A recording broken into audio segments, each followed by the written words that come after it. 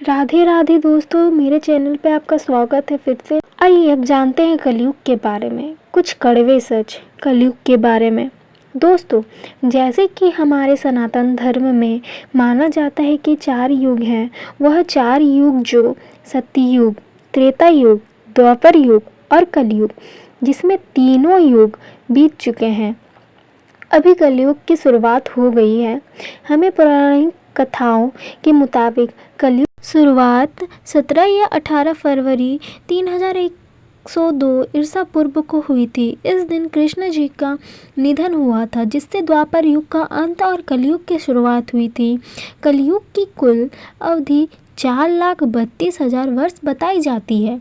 आधुनिक काल गणना के मुताबिक कलयुग की शुरुआत 3102 ईसा पूर्व में हुई थी।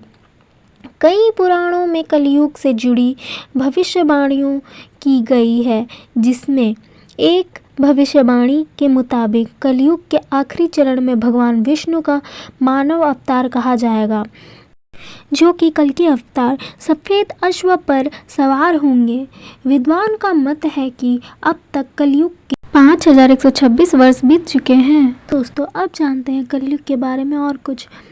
कलयुग का राक्षस यह है। कलयुग से कली के कई अर्थ हैं: क्रोध, पीड़ा, शोक, आहत, भ्रमित।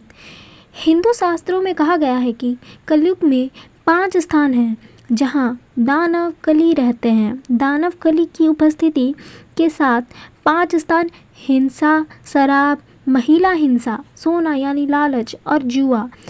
कौरवों भाइयों में सबसे बड़ा दुर्योधन कली का अवतार था। दोस्तों, गीता में कलयुग के बारे में एक श्लोक लिखा गया है।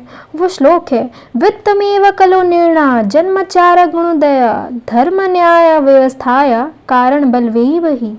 इस श्लोक का अर्थ है कि कलयुग में जिस व्यक्ति के पास जितना धन होगा वो उतना ही गुणी माना जाएगा और कानून न्याय केवल एक ही शक्ति के आधार पर ही लागू किया जाएगा।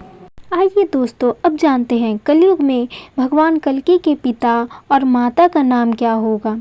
कलयुग में भगवान कल्कि के पिता विष्णु भक्त तथा उन्हें वेद और पुराण की भी ज्ञान होगा। उनके पिता का नाम विष्णुयंश और माता का नाम सुमति होगा।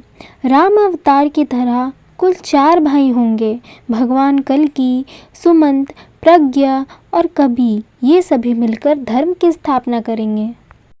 आइए दोस्तों, जानते हैं कलयुग में सबसे अच्छा क्या है। कलयुग में सबसे अच्छा यह है, ऐसा इसलिए क्योंकि कलयुग को यह वरदान प्राप्त है कि इस युग में केवल श्री हरि का नाम जपने मात्र से ही मनुष्य का कल्याण हो जाएगा।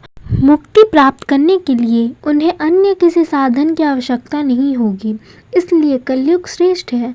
इस तरह से महर्षि वेद व्यास जी ने ऋषि मुनियों के बीच कलयुग के श्रेष्ठता को सिद्ध किया गया है।